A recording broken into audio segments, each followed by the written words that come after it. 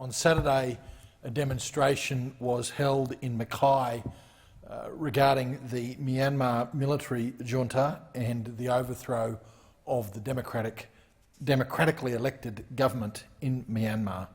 That demonstration was organised by a local doctor, Dr. Nang Win. And while I could not be there at that because I was en route to this place, I actually sent my best regards on behalf of the people of Dawson to those who were protesting, because this is quite a serious issue. This is an issue that all Australians should be concerned about.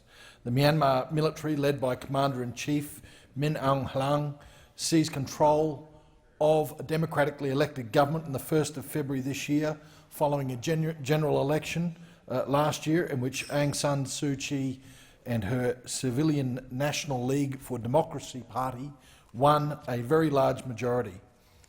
The armed forces backed the opposition, who were demanding a rerun of the vote, claiming widespread fraud, but that claim has been disputed by the Independent Election Commission in Myanmar, which says there is no evidence to support those claims. And the coup took place as a new session of the parliament was set to open. Mrs Suu Kyi has been held at an unknown location since the coup. She's facing various jumped-up charges. I note one of them is violating COVID-19 restrictions. You know, it sounds like something from your state, unfortunately, Mr Speaker, but that's the kind of things that she's being charged with and held on now.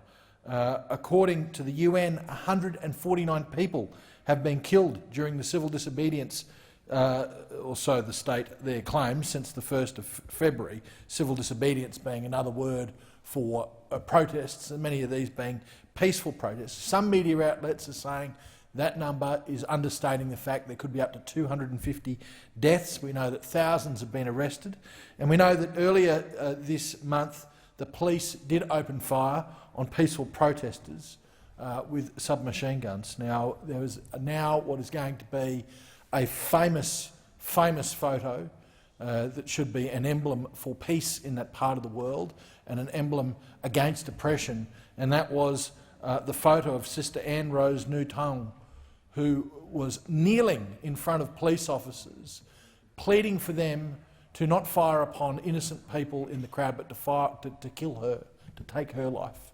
And I've got to say that that is a sign of true Christianity at play, a woman willing to lay down her own life. She brought police officers to their knees, but ultimately the police did what they were going to do and fired on these people, killing people. They have low accuracy guns used for close quarters combat, and the use of them against a crowd would indicate that they are firing indiscriminately. Video clips of the protesters were there being executed at point-blank range in the street, and they've been circulated widely.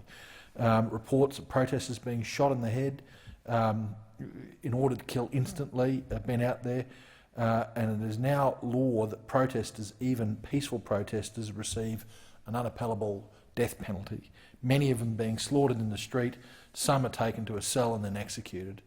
And, you know, it's very interesting that in January this year, the junta leader met with the Chinese Communist Minister for Foreign Affairs, Wang Yi, who palled up to him, said that Myanmar was a brother under his leadership, and then all of this happens. Many in Myanmar believe that China not only knew about the military takeover beforehand, but they sent soldiers over the border to assist the army.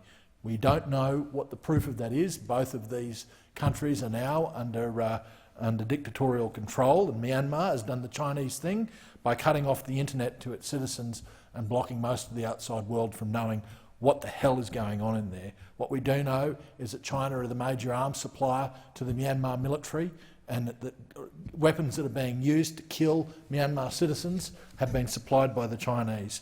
We know that the Chinese Communist Party are certainly not opposing what is going on in Myanmar. I am very, very worried that the CCP may have tried to gain, and may have successfully gained, a beachhead in Myanmar that will be the propagation of the sort of totalitarian oppression and dictatorship that we've become used to in their country. and we need to do all we can from a democratic nation like Australia in backing the democracy restoration in Myanmar and the people of Myanmar. Authorised G. Christensen, 221 Milton Street, Mackay.